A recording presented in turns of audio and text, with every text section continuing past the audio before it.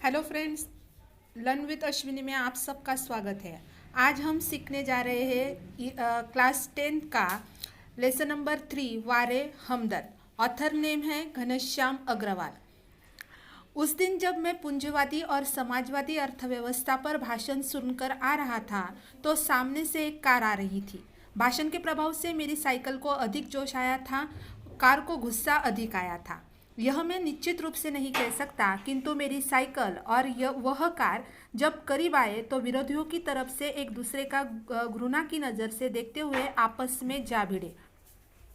यानी लेखक उस दिन पूंजीवादी और समाजवादी अर्थव्यवस्था पर कोई तो एक कार्यक्रम था, उस कार्यक्रम में गए थे और वहाँ से भाषण सुनकर लेखक वापस घर आ रहे थे। लेखक साइकिल पर थे, सामने से एक कार आ रही थी और लेखक ने कहा कि भाषण के प्रभाव से मेरी साइकिल का जोश क्या हुआ था तो अधिक हुआ था। और लेखक बोल रहे कि साइकिल को जोश अधिक आया था या कार को गुस्सा अधिक आया था, वो ये नहीं बता सकते, किंतु उनकी साइकिल कार से क्या हो गई तो टकरा गई और एक दूसरे को घृणा की नज़र से देखने लगे। मैंने खामखाम पूंजीवादी और समाजवादी के झगड़े में टांग अड़ाई, ऐसा लेखक ने सोचा। फलस्वरूप मेरी टांग टूट गई। दुर्घटना के बाद आज भी इंसानियत कायम है, यह सिद्ध करने के लिए कुछ लोग मेरी तरफ दौड़ गए। जैसे हमें पता है कि जब भी कोई दुर्घटना होती है तो सड़क के पास खड़े हुए लोग आकर हमारी मदद करते हैं, वैसे ही लेखक के साथ भी हुआ। और लेखक ने कहा कि मुझे मदद करने के लिए बहुत से लोग इकट्ठा हो गए। लेखक की आँख खुली तो उन्होंने अपने आप को बिस्तर में पाया। इर्द गिर्द उनके बहुत से कुछ परिचित और अपरिचित चेहरे भी खड़े थे। आँख खुलते ही उनकी चेहरों पर उत्सुकता की लहर दौड़ गई। लेखक कहते हैं, मैंने कहारते हुए यानी दर्द से कहारते हुए कहा, मैं कहाँ हूँ। लेखक को जवाब आया, आप सार्वजनिक अस्पताल के प्राइवेट वार्ड में हैं।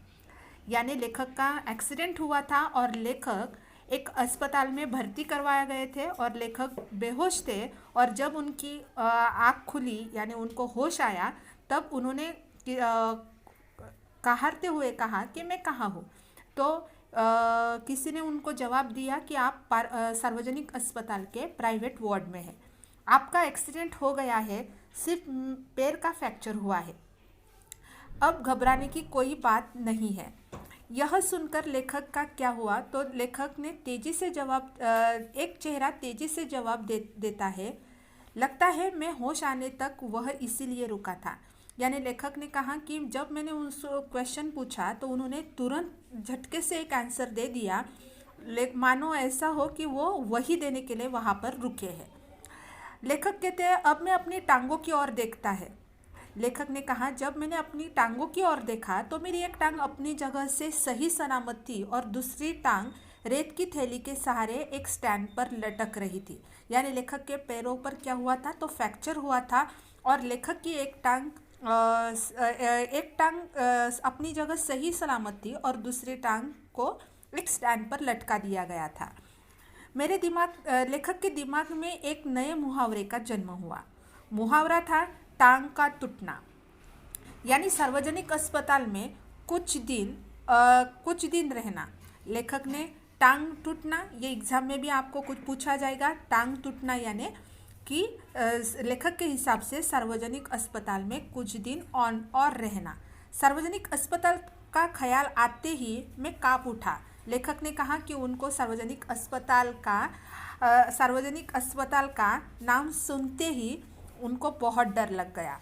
अस्पताल वैसे ही एक खतरनाक शब्द होता है। वैसे तो अस्पताल का जिक्र जैसे भी होता है सभी को डर लगता है, वैसे ही लेखक भी बोल रहा है कि मुझे भी थोड़ा सा डर लग गया।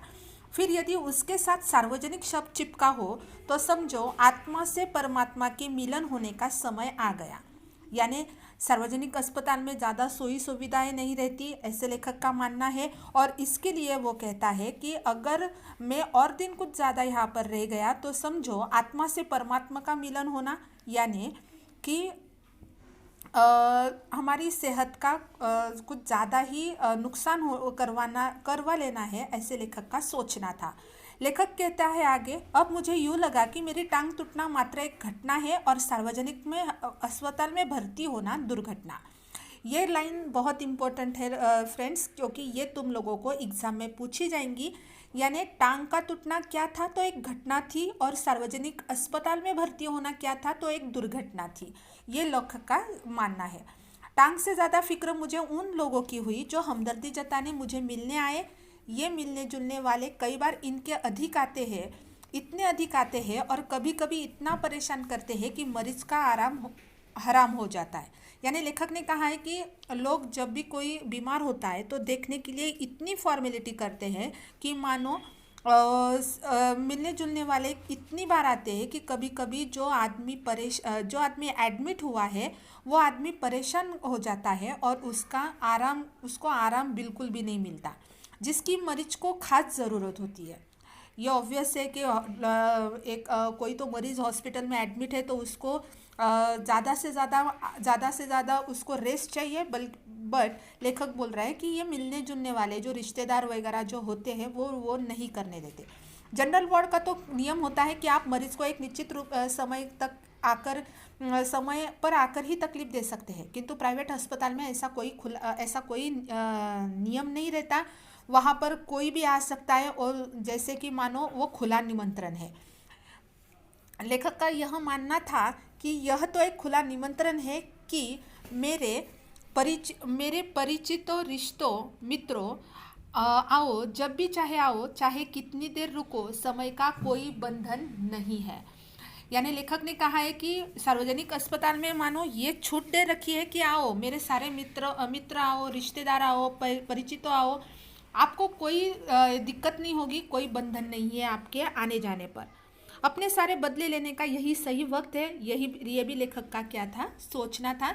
यानी जो भी तकलीफ मैंने उनको पास्ट में दी होंगी तो वो अभी अपना हिसाब क्या कर लेंगे तो बराबर कर लेंगे। बदले का बदला और हमदर्दी की हमदर्दी भी मिल जाती है। मिलने वालों का ख्याल आते ही मुझे लगा मेरी दूसरी टांग भी टूट गई।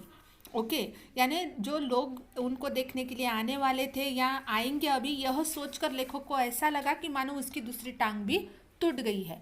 मुझे मिलने के लिए सबसे पहले वो लोग आए जिनकी टांग या कुछ और टूटने पर मैं कभी उनसे मिलने गया था। लेखक ने कहा कि ऐसा बहुत बार होता है कि बहुत से रिश्तेदारों का हमें पता चलता है तो हमें जाना पड़ता है। तो लेखक कहते हैं कि मुझे मिलने के लिए ऐसे भी लोग आए कि जिनको कुछ तकलीफ हुई, यानी उनको तबीयत खराब हो गई, ऐसा कुछ अगर उनको पता चला तो लेखक भी कभी उनसे मिलने गए थे, वो लोग भी मिलने आए। मानो वे इसी दिन का इंतज़ार कर रहे थे। कौन सा दिन? कि कब लेखक की टांग टूटे और कब अपना एहसान चुकाए।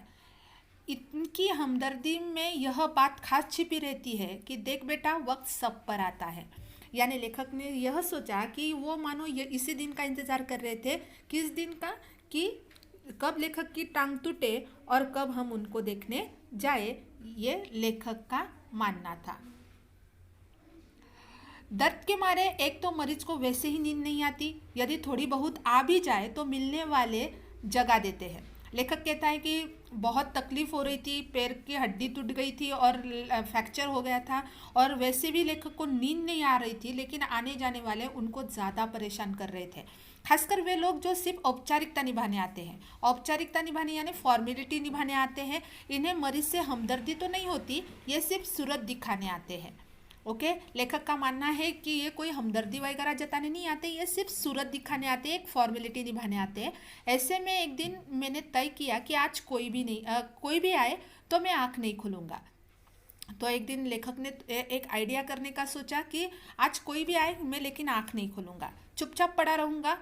तो उसके आगे ये हुआ कि ऑफिस के एक बड़े बाबू आए और मुझे सोया जानकर वापस जाने के बजाय वे सोचने लगे कि यदि मैं इन्हें नहीं देखा तो कैसे पता चलेगा कि वे मिलने आए थे।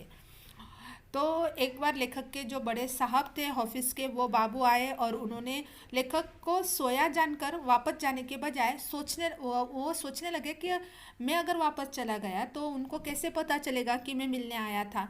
इसलिए उन्होंने क्या किया कि लेखक को धीरे धीरे से हिलाना शुरू कर दिया।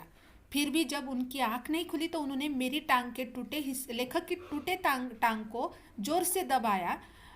मैंने और लेखक के मारे कुछ चीखते हुए जब आँख खोली तो वो मुस्कुराते हुए बोले, क्या कहा उन्होंने, कहिए तो अब दर्द कैसा है। आगे का लेसन अगर आपको सुनना है तो आपको नेक्स्ट वीडियो में वो मिलेगा। अगर आपको मेरा मेरा वीडियो अच्छा लगे तो वीडियो को ज़्यादा से ज़्यादा लाइक करो, सब्सक्राइब करो।